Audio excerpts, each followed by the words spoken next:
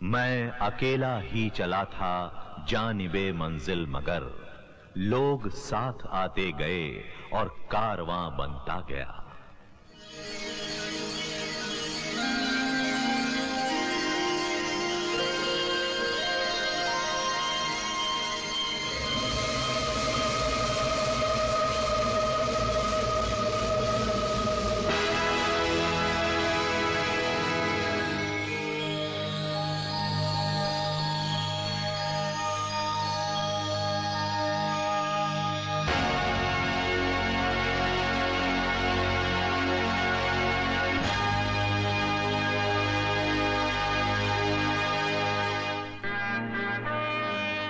ये है चौधरी रणवीर सिंह की शानदार हवेली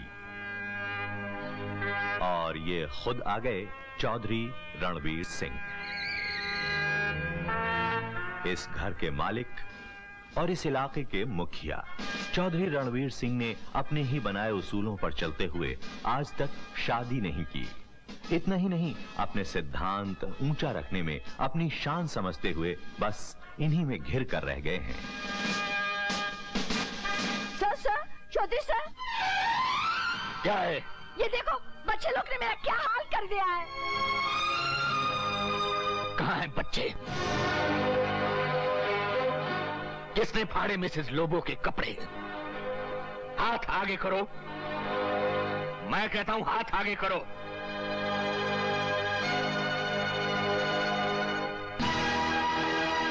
तुम हाथ बीच में क्यों ला रहे हो? मेरी बहन को मत मारो मामा। हाथ पीछे पीछे। मेरे होते हुए आप बुढ़िया को नहीं मार सकते। मामा के आगे जबान चलाता है, मामा को जवाब देता है।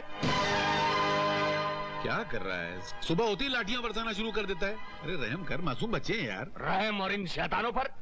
तेरी वजह से मैं इनको यहाँ लाया, लेकिन उन्होंने मेरा जीना दूभर कर दिया है। इन्होंने दूभर कर दिया कि तूने इनका जीना दूभर कर दिया? कुमार! अरे यार क्या करता है, छोड़ना भी गुस्सा। ये बच्चों को सिर्फ प्यार चाहिए, प्यार चाहिए। हाँ, कभी कभी यही लाड़ प्यारी जिंदगी में जहर घोल देता है। इसी लाड़ प्यार की वजह से इनकी माँ के भी कदम बहक गए। चलो बच्चों, तुम्हारे मामा जी की तबीयत खराब है, अपन कबड्डी खेलेंगे। चलो अपन पढ़ेंगे। हाँ चलो पढ़ेंगे, शाबाश। हाँ, कभी कभी यही लाड़ प्यारी जिंदगी में जहर घोल देता है। अरे भैया, ये सब किसके लिए? मेरी प्यारी बहन के लिए। मेरे लिए? हाँ, तेरी शादी भी तो करनी है। ऐसी धूमधाम से करूंगा तेरी शादी कि दुनिया देखती रह जाएगी। सरकार ठाकुर साहब आए हैं। अच्छा, मैं अभी आता हूँ। ठाकुर साहब, चौधरी साहब, आइए बैठिए बैठिए। आइए आइए। चौधरी साहब, हमें आपकी बहन राधा का रिश्ता मंजूर है। बहुत बहुत शुक्रिया। राधा,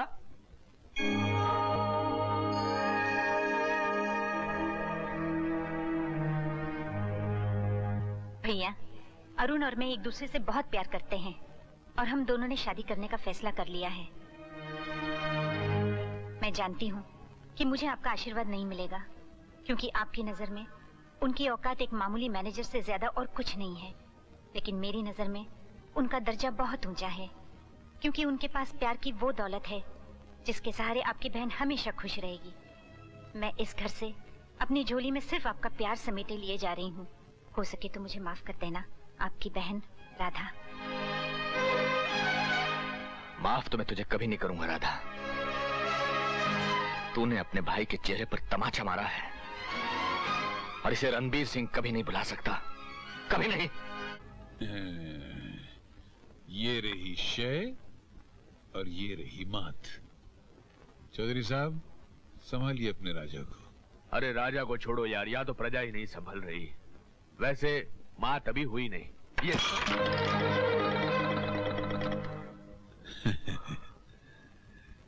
मात तो उसी दिन हो गई थी जिस दिन ये बच्चे घर पर आए थे। अरे प्यारे, बच्चों से ही घर घर होता है। घर या चिड़िया घर? अरे जहाँ आवाजें सुनने के लिए कान तरसते हो, वहाँ चिड़ियों को कम से कम चहचहाने की आवाज तो आ रही। ऊपर वाले का शुक्र अदा कर प्यारे। इन चिड़ियों को पिंजरे में बंद रखने के लिए ही तो मैंने प्रोफेसर रही को खत लिखा है कि जल्दी से इनके लिए कोई गवर्नेंस भेज दे। गवर्नेंस? यानी सिन्फ नाजुक, यानी औरत। प्रोफेसर साहब, इतनी पढ़ाई लिखाई का भी क्या फायदा? दर दर भटकने के बाद भी कोई नौकरी नहीं मिली। पता नहीं और कितनी ठोकरें खानी बाकी है।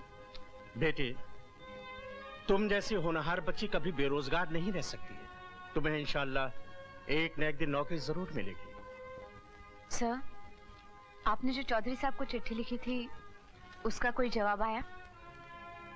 बेटी, जवाब तो आया है, लेकिन उन्हें एक बुजुर्ग मोहतरमा की जरूरत है। वैसे बेटी, अगर तुम्हें किसी तरह की मदद चाहिए तो मुझसे बेझिझक कहना। थैंक यू सर, मैं तो पहले ही आपके एहसान उतरे तभी हूँ।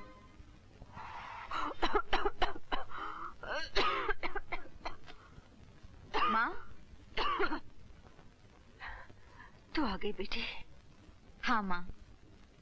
नौकरी मिल गई? मिल जाएगी माँ, तू क्यों चिंता करती है? हाँ, तू ठीक कहती है बेटी, ऊपर वाला देर सवेर तो सुनेगा ही। चल पहले तू खाना खा ले। खाना? अरे नहीं माँ, मैं तो प्रोफेसर साहब के घर से अभी खाना खा कर आ रही हूँ। फिर भी थोड़ा सा तो। अरे माँ देख, मेरे पेट में जरा सी भी जगह नहीं है। चलो आज मैं तुम्हें अपने हाथों से खाना खिलाऊंगी। अच्छा, तो आज मेरी बेटी ही मेरी माँ बन रही है।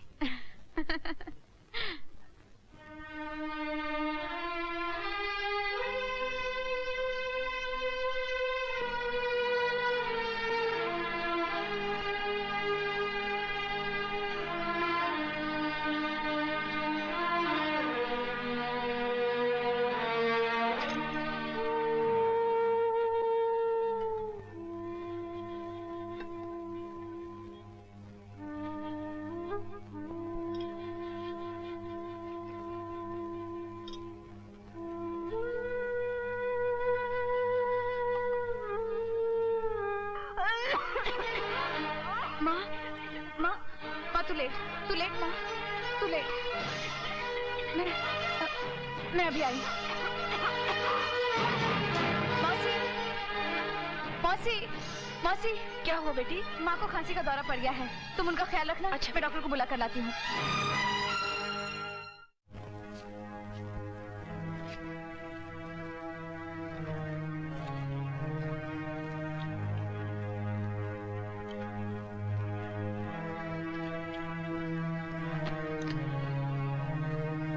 सोनिया बेटी, देखिए, मैं इनके बारे में इतना ही कह सकता हूँ कि जितनी जल्दी हो सके इन्हें किसी अच्छे से सैनिटोरियम में रखकर इनका बाकायदा इलाज करवाइए, क्योंकि अभी बीमारी की शुरुआत है, वरना। ऐसा मत कहिए डॉक्टर साहब, मैं अपनी माँ के इलाज के लिए कुछ भी करूंगी।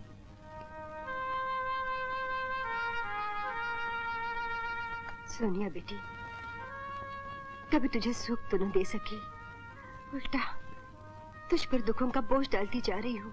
ऐसा क्यों कहती हो माँ?